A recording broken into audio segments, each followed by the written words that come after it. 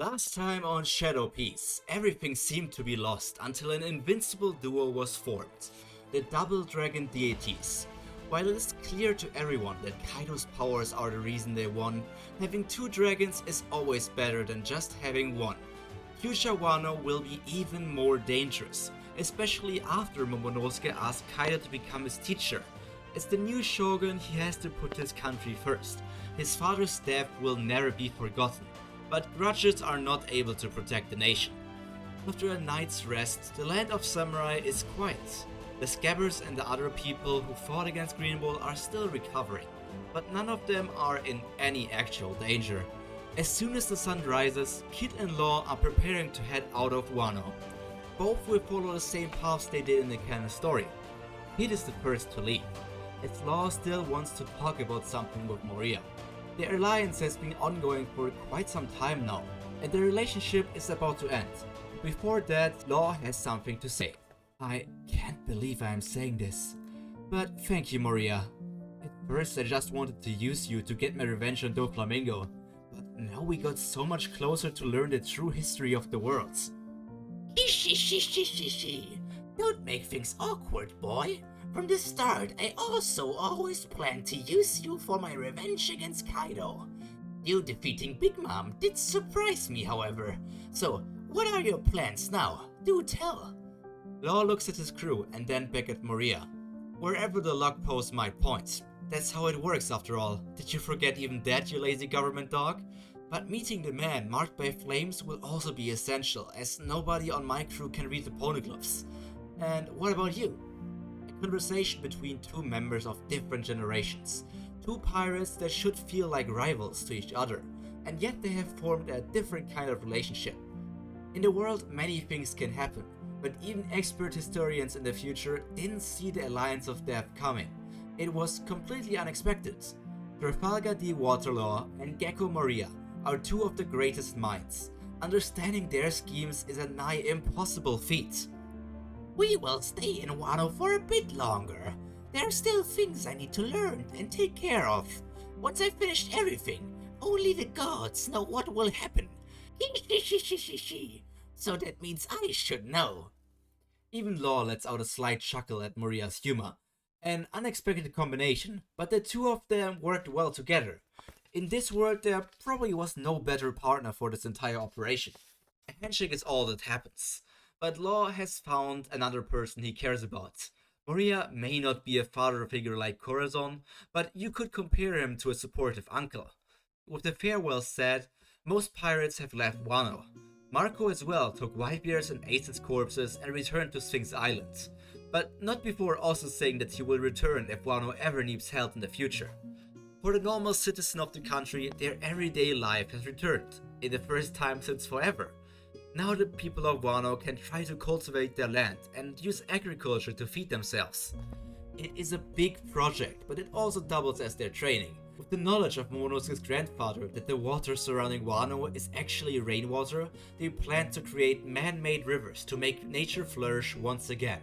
After all, fresh water is needed, and the current water is contaminated by all of the factories. It won't be a week, a month, or a year. Maybe it will take decades, but Wano will become a green nation once again. Moria, Absalom, Ryuma, and Momonosuke are all going to work on the same thing for the next weeks. Traveling around Wano and destroy all of the weapon factories. This will clear the nation's pollution problems. Plus, sending Moria and Ryuma to opposite ends of the island doubles as a test to see how far they can be separated from each other before the powers of the Death Goddess stop working.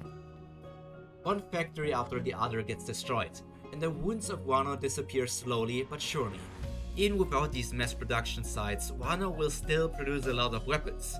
To motivate the next generation and train more samurai, the Shogun Kosuke Momonosuke offered the blacksmiths his full support. The same amount of weapons produced won't be reached. However, the quality will be leagues above anything the factories could even wish to make.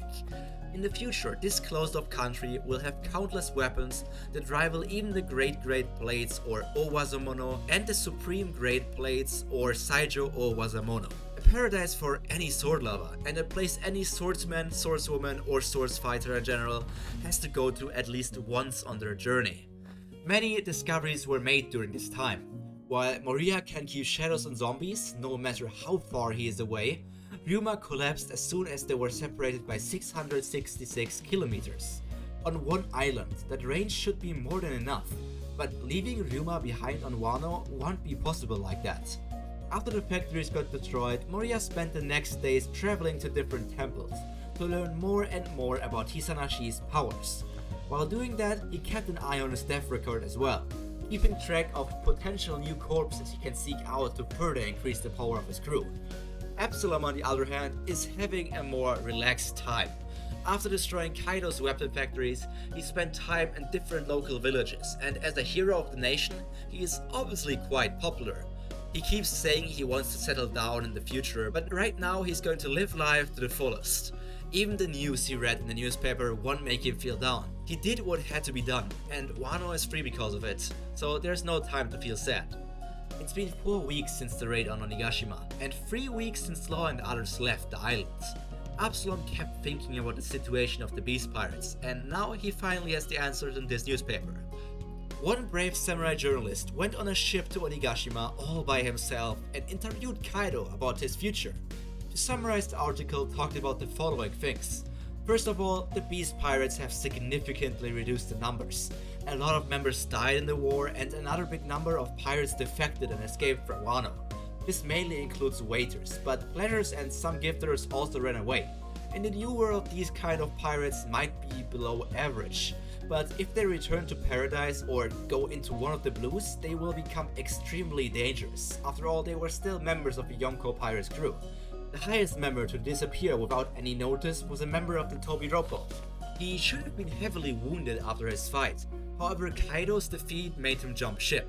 This man will most likely either vanish completely from the public's eye or start his own crew in the future. The Tobiropo member mentioned in this article is Who's Who, the user of the saber-toothed tiger fruit. He's also an ex-Cypherpol member, even though the people of Wano don't really know what Cypherpol really is. Besides him, the other Tobiropo are still on Kaido's side, and they have recovered from all of the injuries. After all, they all have ancient Zoans, so their recovery strength is quite strong. According to the journalist, Ulti even crashed through walls chasing after page 1 during the interview. He was quite scared, but nothing happened. Scratchman Apu stopped working under Kaido and left Wano is what the journalist tells everybody, but we know better that he is captured by Momonosuke at the moment. Hawkins died in battle, and a few other headliners became the followers of a little girl instead of Kaido. The journalist samurai is unsure what monster of a little girl could steal away Kaido's crew members, but he has to believe the mighty Beast Emperor. Why would he lie about that?